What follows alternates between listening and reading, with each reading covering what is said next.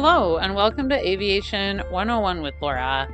I have been talking with prospective students who look at flight training programs for quite a while now, and I think it's time to make a video where I talk to you about evaluating flight training providers. So this could be like you're thinking about learning to fly, or you're a parent of somebody thinking they want to learn to fly, or you're a other relative and you just want to know what's out there.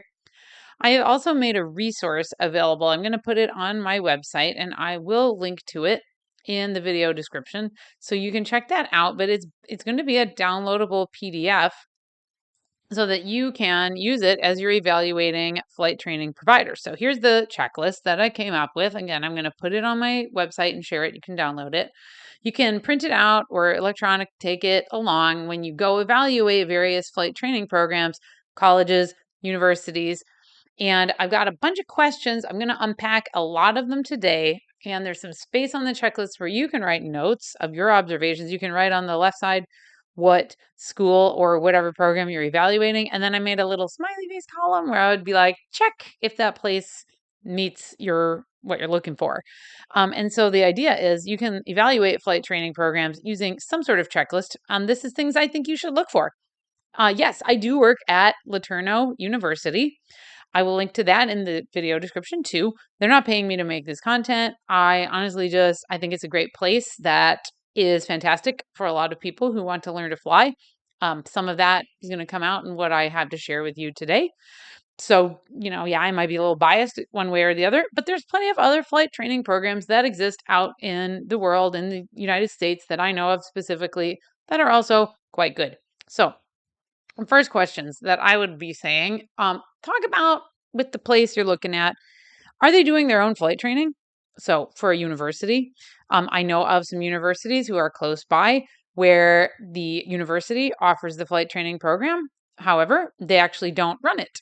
When I was doing my college search some years ago, I looked at a school where they would give me the degree, but all the flight training was through a different provider.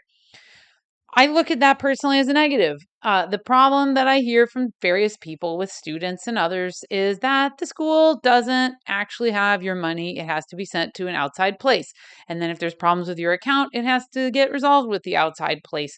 Furthermore, you're not actually being trained by people from the university or the college where you're going to be actually attending for the flight training part. And if that is like why you're in school, I personally think you should be going to a flight training program where it is what I call in-house, is being run by that place. Okay. Is it 14 CFR Part 141, Part 61, or a mixture? So this is, mixed opinions. There are some advantages on some levels to using Part 141 programs. This refers to the part of the federal regulations that govern training of pilots. And so a Part 141 program has certain requirements, a little more oversight from the FAA.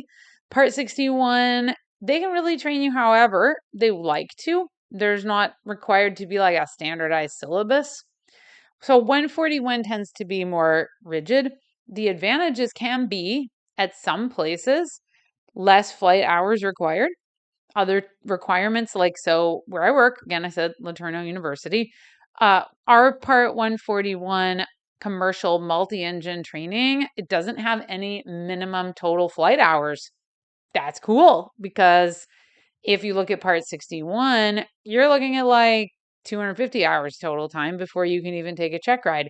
Whereas the students I'm seeing, they might take a check ride for commercial multi at like 160 hours or even less than that. So Part 141 can have special advantages. Sometimes Part 141 does have certain hour requirements. And so I'm not saying this is the same everywhere, but yes, you might want to look at that. Some things are a mixture. So we do a mixture at LeTourneau.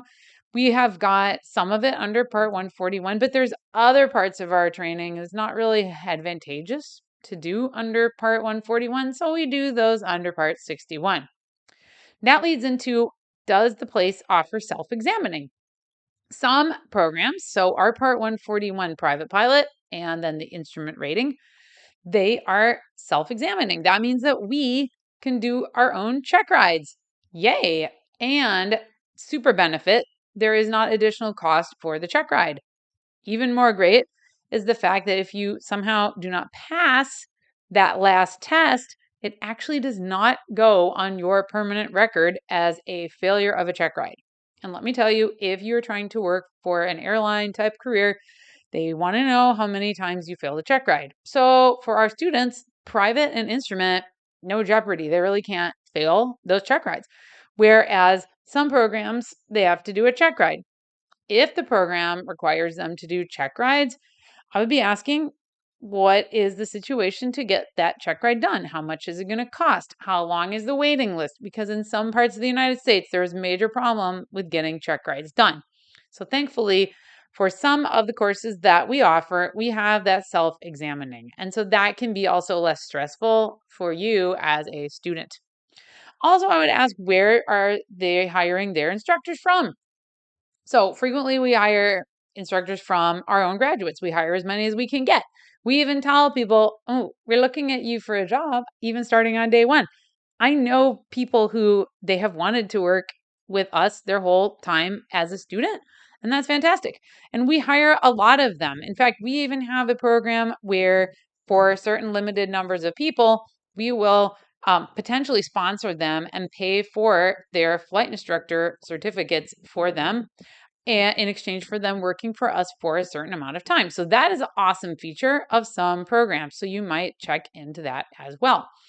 Does the place have some kind of standardization program? So if they're operating under Part 141 rules, they pretty much have to standardize their instructors in some way. But I would ask, are the instructors taught to teach this in a certain way, or is it just whatever they feel like?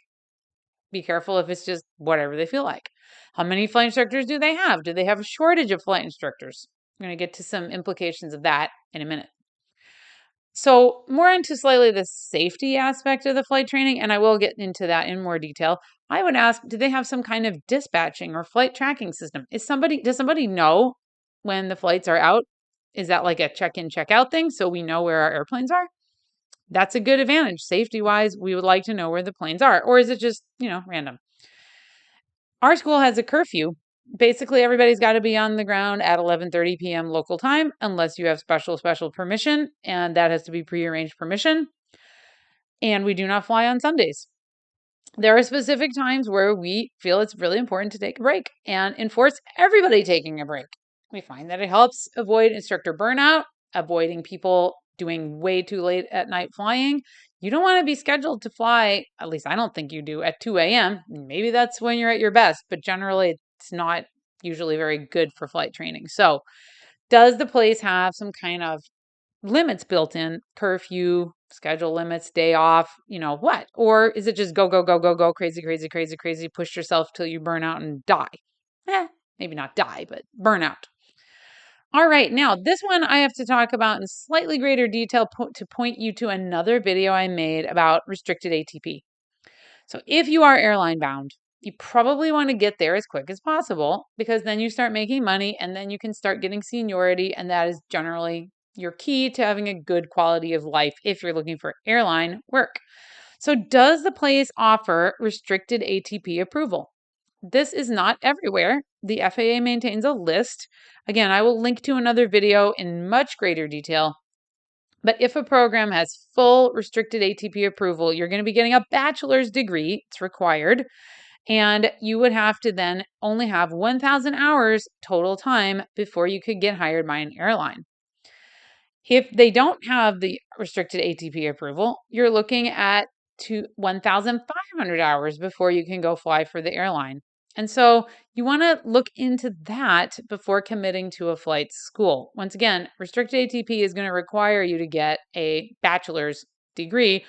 And you cannot just get a bachelor's degree in history, for example, and then do your flight training. No, the school is going to have an approved list of bachelor's degrees. And I guarantee you the FAA did not approve a bachelor's of arts in history because they don't see that as pertinent to flying. I mean, I like history, but okay. Does the school have simulators that you can use? Are they free? Do they cost money? So, for example, at my school, we have a bunch of simulators. Are they full motion? No, they do not move. Are they pretty good for helping students learn. They are awesome. I have been in them and come out all sweaty, just like I would from really working it in a real airplane. Does the thing need fancy bells and whistles and have to move? I personally don't think it should. Honestly, more moving is more breaking parts. But by using simulators that are a little bit lower cost and less to maintain, we actually let our students use them for free, and they can use them as much as they want as long as they aren't in there with a flight instructor. Now, if they're in a flight instructor, they can fly them too, but they are going to be paying for the flight instructor to work with them, which is also fine. But basically, once a student is working on a flight course, we let them use the simulators as much as they want. I think that's a big benefit. So you want to ask, if they have simulators, what kind are they? Are they good simulators? Are they useful? Do the students actually use them? Do they have to pay extra to use them? Those types of questions would be good to ask. Now, let's talk about scheduling. Is there a flight waiting list? So some programs have had waiting lists. I would try to stick away from ones with waiting lists. Like I mentioned at Laterno, we have a program where we tried to project out how many students will be coming in, hire the right amount of instructors, sometimes through our basically sponsoring them, paying for some of their flight training so that we can always have enough instructors so we don't have a waiting list of too many people. If you go to a school that has a waiting list of 20 or 80 people or something, you're going to be stuck and you're like, oh, I can't fly. I can't get anywhere. That's frustrating. Is there consistency with the flight instructors? Again, I'd go back to, are they standardized? Can they work with each other? Like, if someone gets sick, can you plug in with another instructor? Or is everybody teaching something totally randomly different? I recommend places where the instructors are consistently trained. Now, you also really want to know, if you get a school that says, oh, this is how much it costs to get this certain degree. Great. If you get into the details, you want to know, how much does it cost to get your private pilot certificate? Now, answer, it varies. Okay. But you want to know, what does the school say? Like, does this school say, oh, it's $10,000 to get your private pilot? Okay. Interesting. What does that include? Does that include just the FAA minimum, like 40 hours of flight training, or actually 35 under Part 141? Frequently, you have 35-hour private pilot. Is that what's in your, say, $10,000? Most people take more than the minimum. Okay, so does the school offer a more of a average cost? So some schools are going to do that. You want to ask, what am I actually paying for here? Am I paying for the minimum and then everybody goes over and has to pay more money? Or are you paying more like an average cost and you might actually get like a refund back if you didn't use it all? Like if they charge you more for 50 hours of flight training for the private pilot, just as random example. Oh, sorry. So you want to think about that and find out what the school is actually including when they offer that price.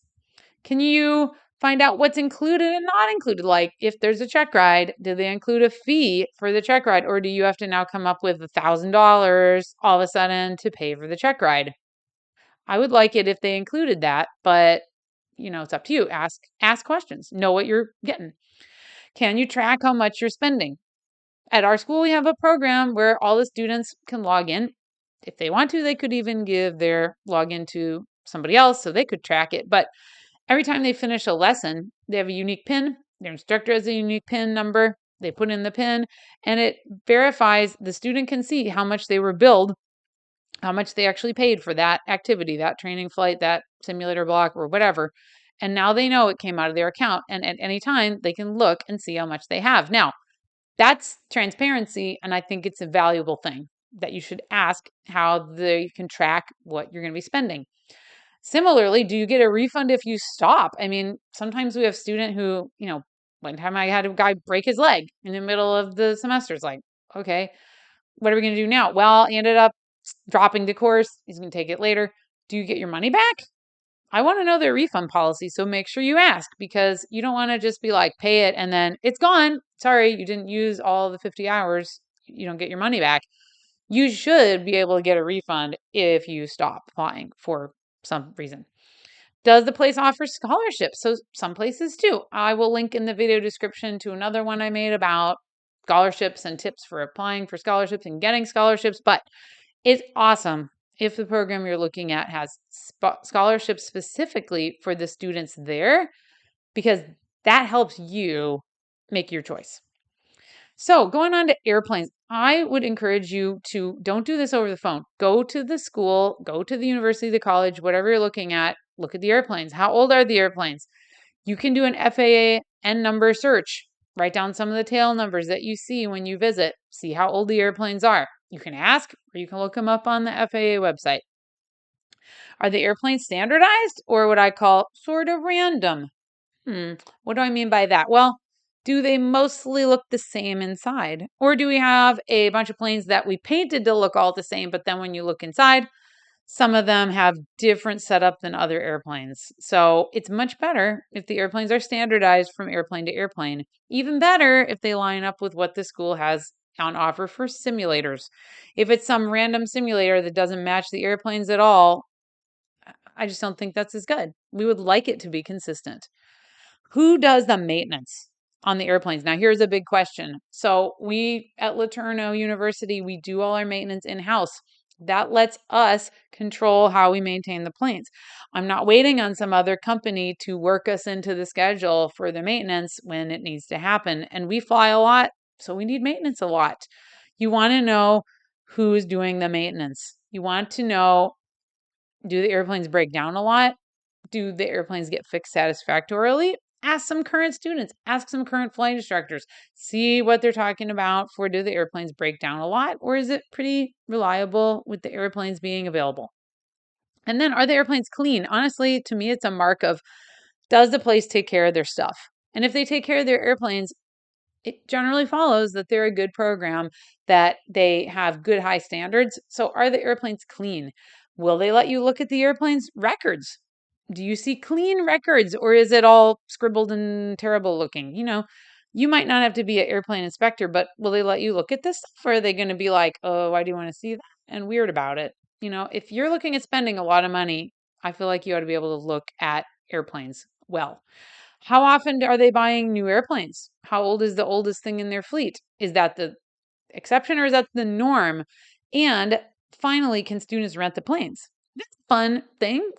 We let our students rent the planes. There's certain requirements on the scheduling priority. They don't have top priority. But like if you want to go flying with friends, family, when they come visit you, or you want to take an airplane to go visit friends or family, that's really fun. And if this airplanes are allowed to be used for that, so much the better. Talking about the students, I also like to ask, can students get jobs at the airport, at the flight training provider? So we hire students for the dispatchers to monitor the flights. We hire students to clean planes. We hire students to help in the maintenance facility. We have a lot of student jobs. So are the students allowed to have jobs? And that is awesome experience building. Can students ride along in the back seat of the airplane to observe and learn? If so, great. That can be a great training tool, having a training buddy just going along on flights. Be sure to talk to some current students, ask them what they say.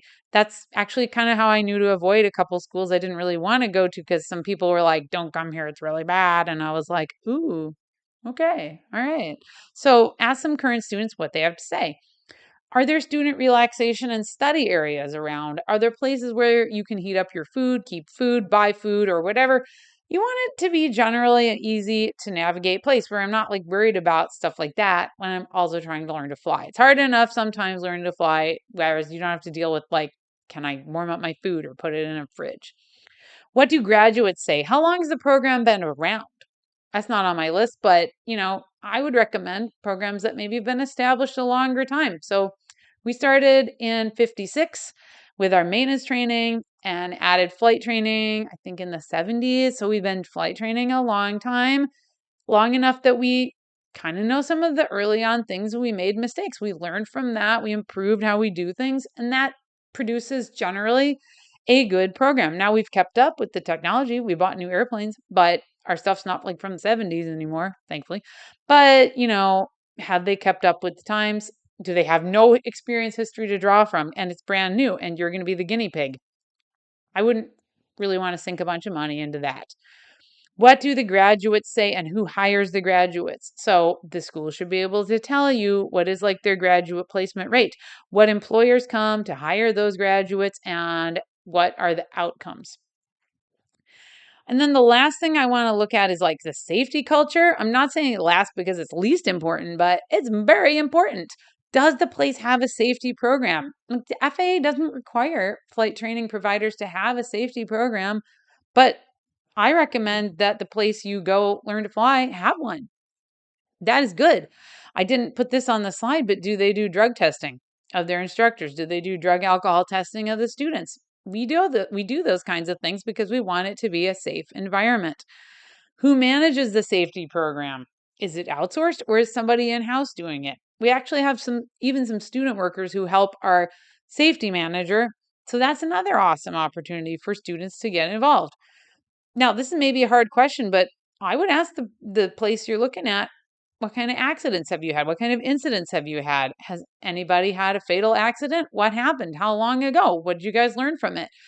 Be the advocate. Ask some hard questions because, this is not stuff that they're going to advertise to you on the tour. I would want to know. I would ask some questions and find out because if you're considering this for a flight training program, you want to know what's going on with the people there and who's managing things. And yes, I understand accidents happen, but what have they done to mitigate risk? Is there any sort of risk assessment program that the place has? So we have like a risk assessment form that the pilots have to do before each flight. They're going to go over it with the flight instructor, and we're going to ask some questions and make sure it's safe for them to go flying that day. Okay. Does the airport have ATC facilities? Now, I personally think it's great. Where we train, we have a air traffic control tower. That means we have some oversight. We have some traffic separation protocols, which is cool. Now, some people don't like that and they're like, oh, that stresses me out. Okay, but I get used to talking on the radio. I get used to operating in a busier environment. Having a control tower can be a really big benefit because eventually, if you're airline or business bound, business aviation, corporate aviation, pretty much anywhere as you're going to fly for money, you're going to talk to ATC. So get used to it. Might as well immerse yourself in it right at the beginning. How is the weather generally? Is there times of the year where generally nobody flies because the weather's horrible? Maybe not the best thing. Maybe look for a place with more days of possible flight training. And you can ask the school this too. You can ask the students. We kind of joke about it. Sometimes we say, oh, here we have no fly February. That is generally the month where we fly the least hours. But I will tell you, February 2025 was fantastic. I don't know. Sometimes February is good. Sometimes February is bad. Sometimes we have an ice storm. So, yeah.